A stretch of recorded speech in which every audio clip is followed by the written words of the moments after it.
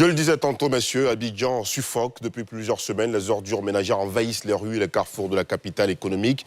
Yopougon, Abobo, Cocody, Treichville, Marcory, Koumassi, Port-Boué.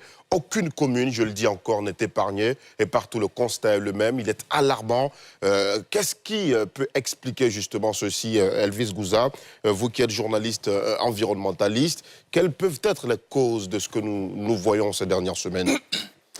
Merci encore à NCI pour cette opportunité. C'est toujours un plaisir de se retrouver ici et parler des questions existentielles, notamment la question de la salubrité. Pour répondre à votre question, je dirais, à mon sens, il y a deux causes majeures. Je pense bien. La première cause, je dirais, c'est une question de centre de valorisation et d'enfouissement technique qu'on appelle communément les CEVET. La décharge d'Akwedo est fermée. Il y a le centre de Kosciuin qui est ouvert. Mais je me dis, en termes de superficie, Akwedo est un peu plus grand que Kosciuin. Donc ça, c'est le premier aspect. Peut-être que la décharge de Kosciuin, aujourd'hui, selon moi, en termes de superficie, n'arrive peut-être pas à satisfaire la population abidjanaise. Ça, c'est d'un premier point de vue. Et le deuxième aspect, toujours, je le dis selon moi, parce que je n'ai aucune source ni officielle ni officieuse pour l'instant. Donc, je me dis, peut-être que la chaîne qui consiste à ramasser les ordures, les rassembler jusqu'à les convoyer au niveau du centre de Kosciuin, je me dis qu'il y a eu cassure au niveau de cette chaîne-là. Pourquoi? Peut-être que les gens ne sont pas payés, certainement qu'ils arrêteront de travailler. Il ne faudrait pas se voiler la face. Le ministère menace, certes, c'est bien, c'est le politiquement correct, il n'y a pas de souci, mais voyons les choses en face. Les gens travaillent, bien sûr, il faudrait qu'on donne leur argent, il faudrait que ces pères de famille, ces mères de famille qui travaillent nuit et jour pour embellir Abidjan aient leur gain. Bonsoir, Chansamed Soro. Bonsoir. Vous aussi, vous êtes journaliste environnementaliste, vous êtes à la tête aussi d'un réseau. Quelle est votre analyse, votre lecture de la situation? Bonsoir à tout le monde, bonsoir à NCI, bonsoir donc à tous ceux qui nous suivent en ce moment. Alors nous pensons que la chose est plus profonde que ce que vient de dire mon confrère ici. Vous savez, dans cette histoire d'ordures sur la ville d'Abidjan, il y a eu d'abord une première structure qui était chargée de ça. Donc, mais avant ça, on parlait de précollecte. Donc des gens qui rentraient dans les quartiers, qui faisaient sortir les ordures, etc. Donc il y avait un espace où on pouvait déposer tout ça. Aujourd'hui, avec l'arrivée des deux structures qui gèrent les ordures, à savoir la structure qui est chargée de gérer celle du côté d'Abobo et Cocody, et puis il y a celle qui gère au niveau de Yopougon. Donc voyez un peu, avec ces deux structures, c'est plus compliqué parce que personne ne rentre en profondeur pour aller chercher les ordures dans les ménages. Or, tout le monde connaît Abidjan. Et la ville est un peu... C'est vrai que la ville est grande, mais c'est difficile d'avoir accès à certains foyers parce que la voirie n'est pas vraiment ordonnée comme il se doit. Donc, du coup, il faut que la population elle-même se déplace pour aller dans les bacs à ordures, pour aller déposer les ordures. Sauf que, il y a combien de bacs à ordures pour combien de populations? Voilà le vrai problème. Sinon, si c'était une question de... Ils ne sont pas payés, c'était une question de grève, ils allaient en parler. Nous avons mené donc une petite enquête avant même de venir ici en tant que journaliste. Et nous, on s'est rendu compte que non, il y a des structures qui sont sur le terrain qui continuent de ramasser les ordures. Mais pourquoi le gros lot n'est pas ramassé? Pourquoi les gens ne ramassent pas? C'est la première question. La deuxième question est une question d'incivisme aussi qui accompagne le truc. C'est que beaucoup de personnes restent par exemple à la maison, donnent les ordures aux enfants pour aller mettre dans les bacs. Les enfants n'arrivent pas à mettre dans les bacs. Donc si on ne ramasse pas correctement et qu'on n'arrive pas à déposer les ordures là où on doit les déposer, évidemment ça va créer ce que nous voyons tous. Et le troisième nœud, c'est que les gens ont très souvent cette habitude de prendre les ordures et de les mettre dans les canalisations. Ça crée donc, je veux dire, un passage pour eux. C'est comme ça qu'ils ont cette manière de faire. Mais aujourd'hui, on va se rendre compte que c'est plus avec les sachets que les gens font tout. À la fin, on se rend compte que les sachets commencent à boucher le passage de l'eau, etc. Et donc, vraiment, c'est compliqué. Mais partout, ça sent mauvais. Ce n'est pas seulement à Bobo, ce n'est pas seulement à Cocody, ce n'est pas seulement à Yopougon. Aujourd'hui, je suis rentré de Dabou. Mais à Dabou, c'est la même chose. Il n'y a pas longtemps également, excusez, il n'y a pas longtemps, le doyen, comment il s'appelle, Sylvain, André Sylvain, on en a parlé, il était parti à l'intérieur, il cherchait à rentrer. Vous allez voir que les villes de l'intérieur, mais les ordures sont à l'entrée de la ville ou à la sortie de la ville. Est-ce que c'est la décharge d'Abidjan qui fait que là-bas c'est comme ça? Non. Donc, je vais dire que le problème est plus profond. Il faut qu'on cherche donc à réfléchir, trouver de bonnes solutions pour pouvoir traiter donc la question. Et de solutions, justement, nous allons en parler au cours de la quotidienne info ce soir. Mais avant cela, Champ-Samed Soro, notre reporter Issa Kone, a fait un petit constat aujourd'hui dans quelques communes d'Abidjan. Il est allé vérifier si effectivement ce que nous disons est vrai. Regardons son constat et on en discute dans quelques instants. Vitrine et souvent porte d'entrée du pays, Abidjan fourmille de grands projets. Des ponts à péage aux échangeurs en passant par les nouveaux axes routiers et plusieurs autres projets comme le métro d'Abidjan. Ces grands travaux qui métamorphosent la mobilité et donnent une fière allure à la capitale économique ivoirienne. Mais à côté de ces grandes infrastructures, se dresse un tableau pas du tout reluisant. Des amas d'ordures ont envahi les rues et carrefours de la capitale. Une réalité frappante dans presque toutes ces communes, comme c'est le cas ici à Yopougon, la plus grande commune de la capitale. Les enfants qui fréquentent ici, d'abord, c'est déjà mauvais pour leur santé.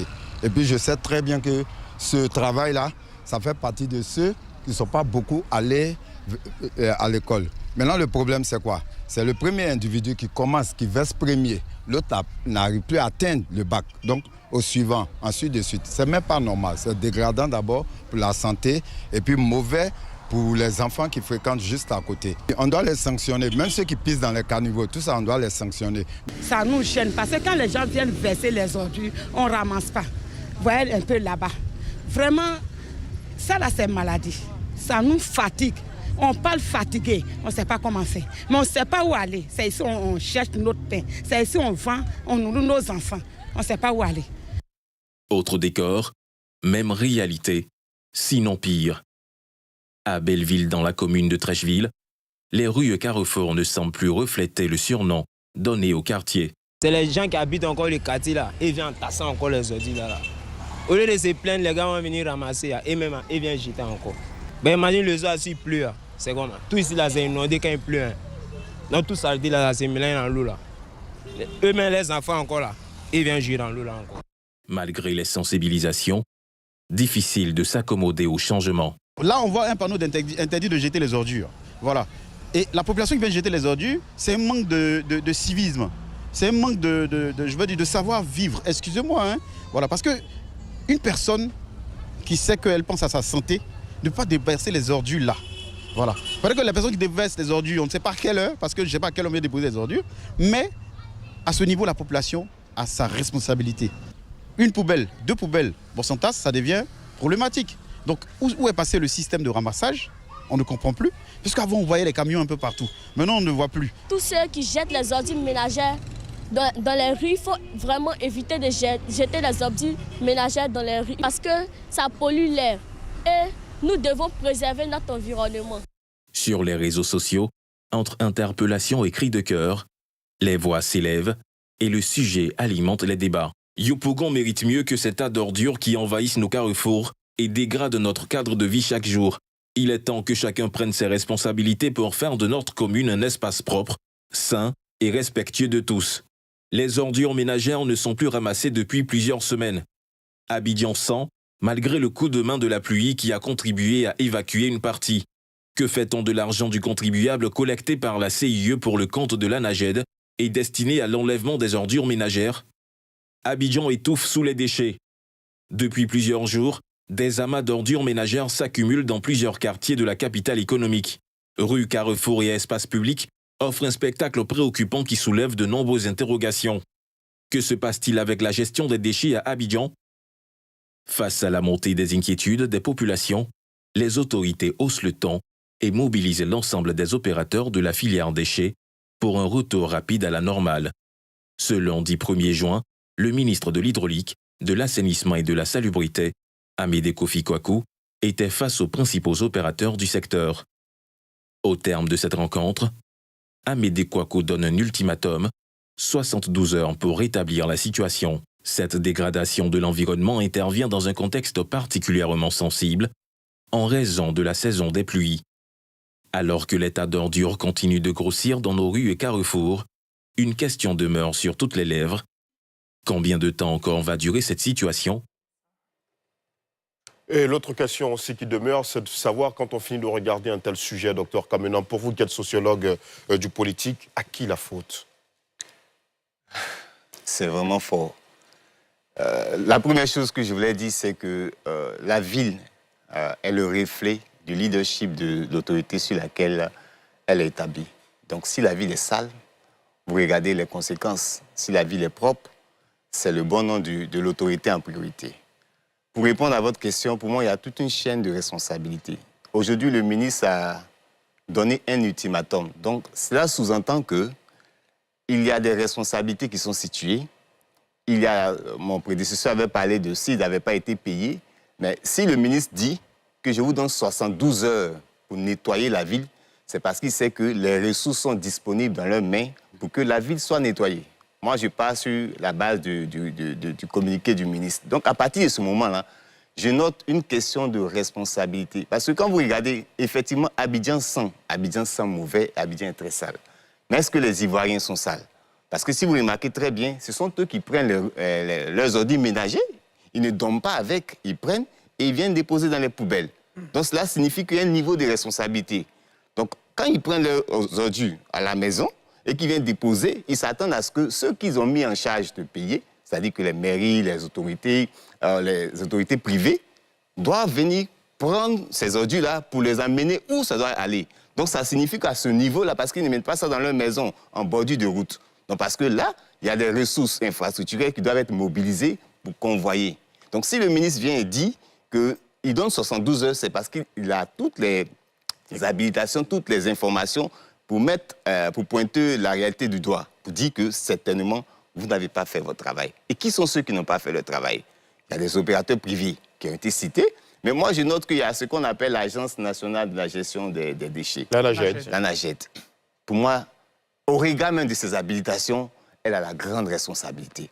Donc, certainement, on pourra venir sur certains points à ce niveau-là. C'est moi, Josias? Oui, pour moi, c'est quelque part une petite déception parce que il se souvient à tous ceux-là qui étaient intéressés par la politique ivoirienne depuis un bon moment qu'en 2010-2009, on avait ce débat-là où tout le monde pointait du doigt la gestion des ordures sous le régime du président Laurent Gbagbo. Parce qu'il faut le rappeler, il y a beaucoup de quartiers qui étaient très sales à cette période-là.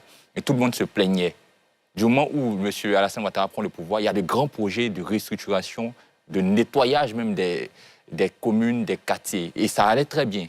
Et du moment où on constate que ces déchets d'autrefois, où tout le monde se plaignait, sont en train de revenir, on se pose une question. Et c'est cette question que j'aimerais poser aussi à nos invités. Est-ce que les méthodes d'autrefois, donc sous l'ancien régime, ont été changées aujourd'hui? Est-ce qu'on a apporté des améliorations? Est-ce qu'on est passé d'une stratégie à une autre, ce qui allait permettre d'avoir du changement, non seulement pour le nettoyage, mais quelque chose qui allait être dans le temps très pérenne, qui allait durer, qui allait surtout être efficace? Ou bien, simplement, on a continué dans ce qui était fait autrefois? Chanson Soro, dans la collecte et l'enfouissement des déchets? Non, il y a eu de grands changements. Des changements, mais des grands changements quand même. Parce qu'avant, comme je l'ai dit, il y avait déjà des privés, mais pas des grandes structures, des individus qui faisaient la précollecte depuis le départ, qui venaient donc au bac à ordures. Sauf que les bacs à ordures, vraiment, on pouvait donc les dénommer parce qu'il n'y en avait pas assez. D'accord? Et ensuite, on devait aller verser ça à Akwedo. Sauf qu'à Akwedo, tout le monde sait Akwedo c'était rempli. Donc c'est difficile. Alors là, je veux dire, avec la nouvelle gouvernance, donc la stratégie, c'était vraiment de trouver deux structures différentes qui allaient gérer les ordures. Une partie pour, je veux dire, tout ce qui est Abobo, Cocody, etc., ils avaient leur couleur. Et puis Yopougon, etc., aussi, ils avaient aussi leur couleur. Sauf que cette fois-ci, on ne va plus verser à Akwedo. Mais il fallait trouver donc un autre lieu. L'espace a été trouvé, toute la technologie qui devait accompagner a été trouvée. Donc, maintenant, il fallait donc augmenter le nombre de bacs. Et le nombre de bacs a été augmenté dans tous les quartiers, on pouvait voir. Et je crois qu'il y a 2 ou 3 fois, ça a été changé. La première phase, c'était des bacs à ordures, mais en caoutchouc. Le même système pratiquement qu'est-ce qui se passe en Europe, où le véhicule vient, il soulève seul, met dedans. Après, on a trouvé que ça ne répondait pas aux réalités de chez nous ici. Pourquoi? Mais parce que nous, on n'est pas habitués à gérer donc ce genre de trucs. Ici, il n'y a pas de tri. Vous voyez un peu? Ailleurs, il y a des tris. On trie les ordures. D'un côté, on va avoir donc tout ce qui est caoutchouc, tout ce qui est etc. Et puis, l'autre côté, tout ce qui est électroménager, tout ce qui est... Et puis, finalement, tout ce qui donc, a trait à la nourriture. Sauf que chez nous, ici, ce n'est pas comme ça que ça se passe. Tout se met donc dans le même sachet et puis on va jeter à la poubelle. Ça soulève plusieurs questions. Une des questions, c'est quoi? La question sur l'interdiction du sachet plastique. Où en sommes-nous? C'est des trucs qui viennent pour boucher, je veux dire, les passages d'eau. Finalement, on ne se retrouve plus. Et puis voilà, chacun fait ce qu'il veut. On va donc envoyer des bacs à ordures, mais qui sont cette fois-ci en fer, et avec des roues en bas. Finalement, on va comprendre que ça aussi, ça ne passe pas. Ils vont envoyer des bacs à ordures, en fer toujours, mais avec pas de roues en bas. Et puis, on met des pneus à côté pour que les gens puissent monter pour jeter les ordures là-dedans. Mais à côté de ça, vraiment, il y a beaucoup d'incivisme. Donc, il y a bien eu un changement de paradigme de l'ancienne gouvernance à l'actuelle. Alors, Elvis Gouza, il y a des entreprises, en tout cas, qui sont payées par les fonds publics pour assurer le ramassage donc, des ordures. Et quand on écoute aussi ce qu'il ressort de la rencontre avec le ministre Amédée Kofi Kwaku, c'est que les entreprises en question disent qu'elles rencontrent des difficultés et qu'elles sont passées finalement d'à peine de 4 rotations à une seule rotation par jour. Quelles peuvent être les difficultés qui expliquent qu'on passe de 4 rotations à une seule rotation par jour? Et ce qui est, permettez que je le dise, c'est dommage parce que la Côte d'Ivoire est un grand pays, Abidjan est une agglomération et une seule rotation, à mon sens, je pense que ce n'est pas raisonnable. Les difficultés, je me dis, cela doit être d'ordre logistique. Vous comprenez, aujourd'hui, on est tous en Côte d'Ivoire. Les ordures pullulent pratiquement dans toutes les rues, elles sont visibles. Donc, une structure qui est censée, qui a pour mission d'assainir les rues, on se rend compte qu'elle n'est pas en mesure de le faire. Pourquoi? Bien sûr, parce qu'on se dit, au niveau logistique, peut-être que les camions ne suffisent plus. Les camions, peut-être ils avaient un grand nombre, mais aujourd'hui, ce n'est pratiquement pas le cas. Ça, c'est le premier aspect. Et je reviens encore sur le deuxième élément, ce dont je parlais en début d'émission. Vous comprenez, on peut avoir la volonté de bien faire les choses, mais on n'a pas les moyens logistiques, le premier aspect. Même si on a les moyens logistiques et qu'on n'arrive pas, malgré le travail que nous faisons, à nourrir convenablement notre famille, si on n'arrive pas à être, je dirais, à subvenir aux besoins de notre famille, comprenez, à un moment donné, on va dire « oh là ». Officiellement, je me dis que ces structures en question ne sont pas encore entrées en grève, mais ça ressemble un peu. Vous parlez des travailleurs de ces entreprises privées-là, chargées donc du ramassage, de la collecte des ordures à Abidjan. Vous estimez qu'ils ne sont pas bien payés, c'est cela? C'est ce que je pense. Quel est leur salaire de base, si vous le savez? Quelles sont leurs réalités que vous connaissez?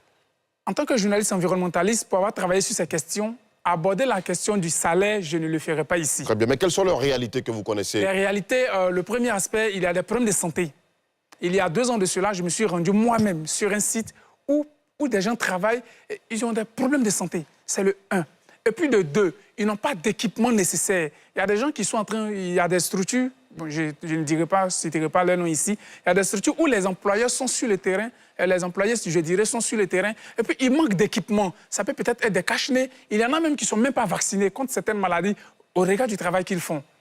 Il y a tous ces aspects qu'il faut prendre en compte aussi. Donc, à un moment donné, écoutez, on se dit qu'il faut bien travailler, mais à un moment aussi, là, on peut dire « oh là ». Et donc, ces conditions de travail de ces agents collecteurs-là peuvent finalement les pousser à ne pas faire le travail correctement. Bien sûr. S'il devait faire 4 rotations, étant donné qu'il n'est pas dans les conditions normales, il n'en fera qu'une seule, c'est ce que vous dites. Il en fera une seule, bien sûr. Et je le répète encore, bon, ça ne se dit pratiquement pas à répéter encore, je le répète, écoutez, si quelqu'un n'a pas les moyens qu'il faut pour pouvoir faire un travail, il ne le fera pas. Chance-Ahmed Soro.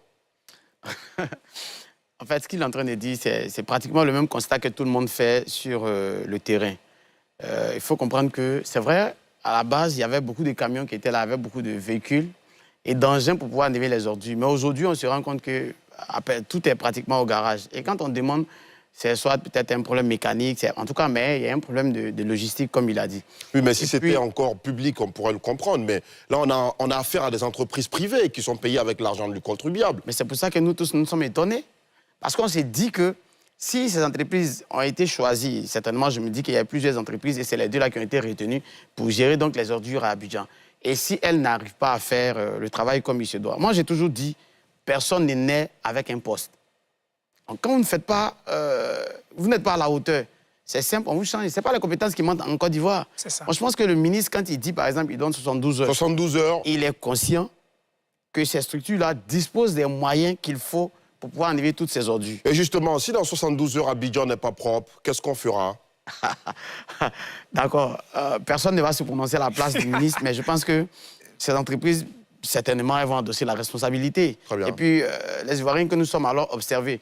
Nous aussi, en tant que structure, donc en tant qu'organisation de la société civile, alors observer. Et puis, bon, on saura que dire.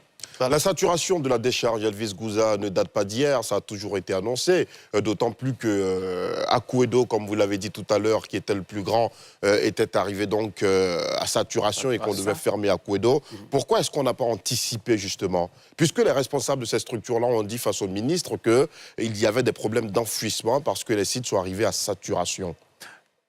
Oui, à ce niveau aussi, il faut reconnaître, permettez que je salue l'État de Côte d'Ivoire pour avoir mis en place le site de Kosiouin, qui est le centre de valorisation et d'enfouissement technique CEVET. C'est cela. C'est un nouveau site, mais je ne suis pas sûr que Kosiouin soit arrivé à saturation. Actuellement, où nous parlons, je ne suis pas sûr. Parce qu'il n'y a même pas 10-15 ans déjà que le site existe. Contrairement à Akouedo, qui a fait des décennies, non, je ne suis pas sûr que Kosiouin soit saturé. Et si aujourd'hui on constate qu'il y a des déchets dans les rues d'Abidjan, ce n'est pas à cause de la saturation de Kosiouin, mais c'est plutôt d'autres raisons que mon confrère l'a évoqué tout à l'heure. Très bien. Shadrach? Quand on évoque la question de l'environnement, il ne faudrait pas seulement se camper sur une seule position. C'est une question multidimensionnelle, notamment une question de sécurité, parce que ça touche bien entendu à la santé des uns et des autres. Et en Côte d'Ivoire, il faut dire qu'il y a un environnement, je veux dire un arsenal juridique, institutionnel assez intéressant dans la lutte contre l'insalubrité, par exemple. Il y a plus ou moins assez de mécanismes et tout, mais on remarque que dans l'effectivité, pour appliquer effectivement tout ça, pour mettre tout cela de manière opérationnelle, pour opérationnaliser tous ces éléments-là, de sorte à rendre Abidjan propre, on a encore des difficultés majeures. Le Rwanda, par exemple, c'est une ville, c'est un pays dont la capitale, Kigali, est un exemple en matière de gestion des déchets, de propreté, de salubrité en Côte d'Ivoire. Donc, aujourd'hui, réellement, vous, en tant que journaliste spécialiste des questions environnementales, est-ce que vous avez des recommandations, des propositions à faire à l'État de Côte d'Ivoire ou encore aux collectivités pour venir à bout de la question de l'insalubrité? La question est adressée à qui? Chance, vous lancez. D'accord, ok. Très bien. Vas-y. Alors moi, je pense que déjà, la première des choses, c'est de rester collé donc, aux différentes réformes qu'il y a eu. Quand on regarde un peu les réformes qu'il y a eu avec l'ANAGED, on se rend compte que finalement, rien n'est fait. Quand je dis rien n'est fait, rien n'est respecté. On demande par exemple le tri des ordures. De vous à moi, qui trie les ordures en Côte d'Ivoire? Qui sait comment se fait le tri des ordures? Personne, et personne ne parle. On parle de sensibilisation. Combien de fois cette structure a fait des sensibilisations? Je veux dire, les missions de cette structure-là se trouvent un peu partout. Tout le monde peut voir sur Internet. Il suffit juste de taper pour voir un peu. Parce qu'on sait qu'à chaque facture, il y a quand même un prélèvement qui est fait pour la gestion des ordures en Côte d'Ivoire. Et puis, je ne voudrais pas qu'on limite la question de l'environnement aux déchets aujourd'hui. C'est juste qu'aujourd'hui, nous parlons donc des ordures. Mais il y a plusieurs autres questions qui sont là. Et puis, généralement, les gens pensent que c'est seulement les ordures ménagères. Non. Il y a aussi les ordures électroménagers. En fait, il y en a plein. Il y a de plus en plus aussi la question des ordures semi-industrielles qui sont donc créées par ces entrepreneurs qui sont installés dans nos quartiers, il faut le dire aussi. Oui, mais il y avait une question qui était là aussi, qui était la question du pollueur-payeur. Et tout ça, qui s'occupe de ça, qui gère ça, qui contrôle. Donc, ce n'est pas les textes qui manquent, ce n'est pas les décisions qui manquent, mais l'applicabilité. Est-ce qu'on applique ce qui a été décidé? C'est pour ça que j'ai dit, personne n'est né avec un poste. Si vous comprenez un peu. Personne n'est né avec une fonction. Quand vous ne faites pas le poids, attends. Très bien. Oui, Elvis Gouza? Oui, il y a un point qui a été abordé tout à l'heure par M. Soro, toujours sur la question de l'environnement. Je voudrais rappeler ici que la Côte d'Ivoire s'est dotée d'un nouveau code de l'environnement. Oui, le code de l'environnement. Voilà, le code 2023-900 du 23 novembre 2023. Et ce code en question, ma foi, comporte 260 articles. Et l'article 226 et l'article 229 mettent le doigt sur le fait que si vous êtes pris en train de jeter des ordures dans des endroits qui ne sont pas appropriés, vous pouvez être poursuivi. Il y a des sanctions pénales qui sont prévues. Donc, je me dis, tous les Ivoiriens ne le savent peut-être pas. Donc, là où nous pêchons, nous tous, hein, y compris moi-même, là où chacun de nous ne fait pas son rôle, qu'on soit autorité, qu'on soit société civile comme nous autres, on se dit que la sensibilisation n'est pas encore ancrée dans nos mœurs. Nous n'écrivons pas assez en tant que journalistes, ou bien nous ne faisons pas assez de reportages sur ces questions-là pour faire comprendre aux citoyens que si vous prenez vos ordures et que vous les laissez peut-être dans un endroit qui n'est pas approprié, vous êtes passible de sanctions pénales. De deux, ce que vous laissez là, qui n'est pas peut-être un bac à ordures, là où vous déposez votre ordure, demain ou après-demain, nous sommes en saison pluvieuse, il va pleuvoir. L'eau de ruissellement va acheminer ces différentes ordures dans la lagune, puisque nous sommes à Abidjan. Et bien sûr, étant donné que toutes les eaux mènent à la mer, cela aussi peut se retrouver dans l'océan à côté. Dans le live, allez-y. Dans le live Facebook, Elvis Gouza, il y a cette question justement de Monogba Yavo qui demande, y a-t-il une stratégie de création d'entreprise de traitement des ordures pour le recyclage? En Côte d'Ivoire, oui. Je pense qu'il y a plusieurs structures dans ce sens-là. M. Soro pourra le confirmer plus tard. Il y a plusieurs entreprises de recyclage, que ce soit les déchets plastiques surtout, pour ce que je sais, que ce soit même les déchets agricoles. Il y a plusieurs secteurs. Les déchets électroniques également. Évidemment, les déchets électroniques, comme l'a évoqué mon confrère tout à l'heure. Donc, il y a des stratégies. Les Ivoiriens ne sont pas fainéants. Les Ivoiriens sont très intelligents. En termes de matière grise, il y en a dans ce pays. Malheureusement, je le répète, tout n'est pas mis en œuvre pour pouvoir faire le travail correctement. Très bien.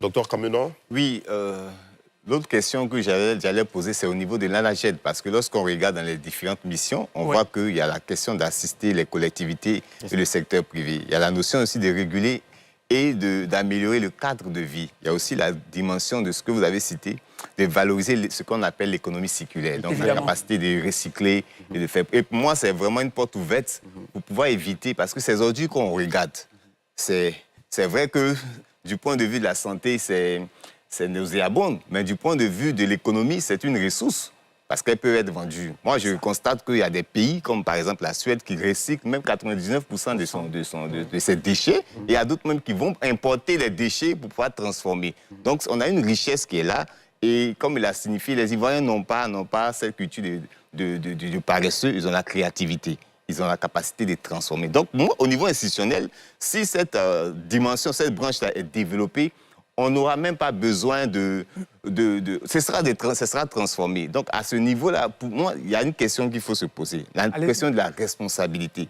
Il faut que la responsabilité soit située, tant au niveau institutionnel qu'au niveau privé, même au niveau individuel. Au niveau individuel, on voit les efforts. Les hommes prennent les ordures, ils les déposent. Vous avez commencé par l'ANAGED. Est-ce que vous voulez dire clairement que l'ANAGED ne fait pas son job?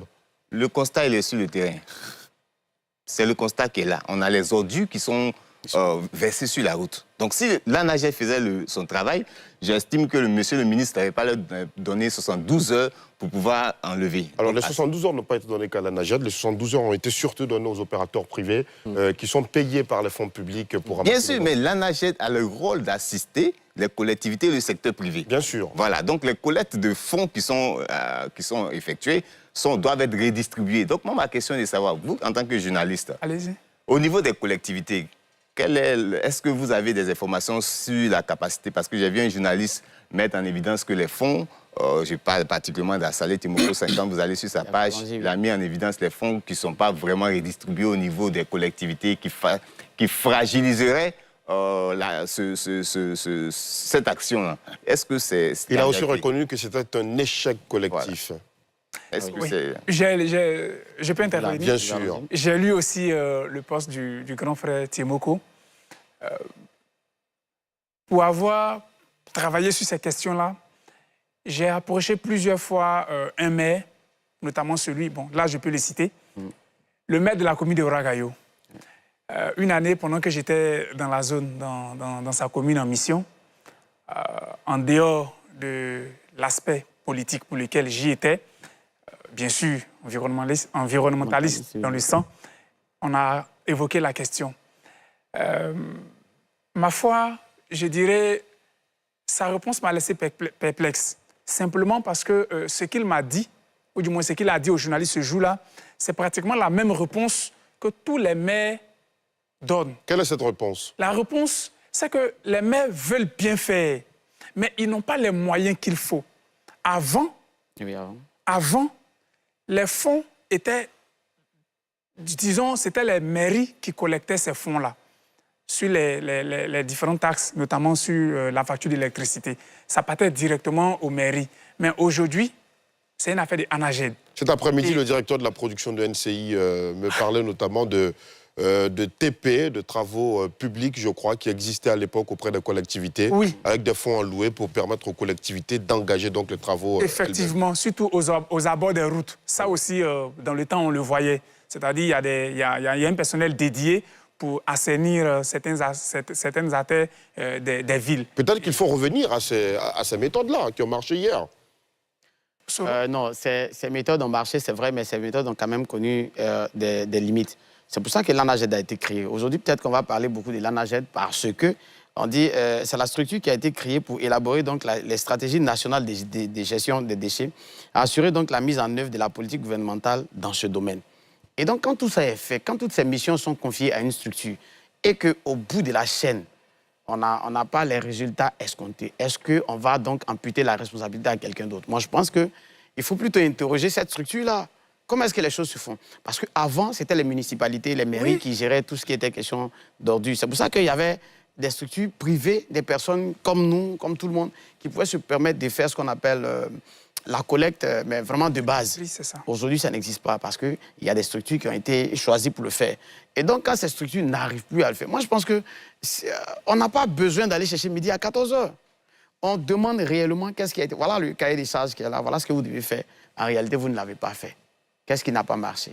Si on répond, on saura donc situer les responsabilités et puis voilà, sanctionner ce qu'on pourra sanctionner. Ou encore réorganiser les choses, améliorer les choses, voilà. Quid alors, messieurs, de la responsabilité, c'est bon, Josias, des Ivoiriens eux-mêmes, des Ivoiriens qui se plaisent à boire le sachet d'eau, à le jeter dans la rue. Oui. Il est dans un taxi, un wara-wara pour le dire ainsi, il finit de manger de l'arachide, il prend les pots comme ça, il jette sur le trottoir. Quid de la responsabilité de ces Ivoiriens? Oui, les Ivoiriens sont, comme l'évoquait Dr Kaminan, c'est comme une échelle où tout le monde est responsable de ce qui est en train de se passer. C'est vrai, on voit les ordures aujourd'hui et on attaque directement les institutions, l'État, mais il y a aussi le citoyen ivoirien.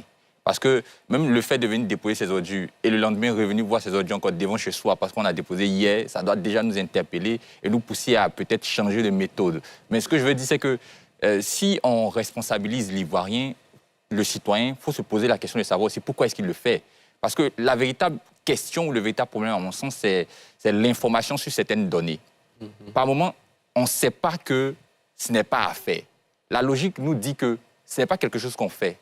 Le comportement du citoyen civique ne doit pas conduire à cela. Mais parce qu'il y a une mauvaise formation au niveau du civisme, il y a une mauvaise information au niveau de la loi, généralement et par moments, les Ivoiriens se conduisent ainsi. Et il y en a aussi qui se conduisent ainsi parce qu'ils s'en foutent de tout.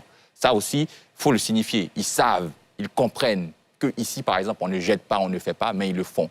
Moi, je pense que l'une des meilleures solutions, c'est d'être rigide sur ces genres de sujets. Vous voyez, l'État de Côte d'Ivoire, lorsqu'il veut faire quelque chose, il se montre vraiment intraitable et il réussit cela. On a remarqué dans beaucoup de secteurs, surtout les secteurs économiques. Lorsqu'on parle d'impôts, de taxes, l'État a montré qu'on ne joue pas avec. Et à partir de là, on réussit à collecter, on réussit à avoir. Il faut que l'État aussi montre qu'en termes de propriété, on ne doit pas jouer avec. Comme tout à l'heure, ça a été signifié par les journalistes, il y a un peu de laxisme, si vous me permettez cette expression-là, où on ne sanctionne pas forcément, où on regarde. Et aujourd'hui, par exemple, on parle des ordures, mais il y a la lagune ici aussi. Lorsque vous passez auprès de la lagune, permettez-moi de dire, ça ne sent pas bon. Donc aujourd'hui, il faut être dur, que ce soit au niveau des citoyens, des entreprises privées.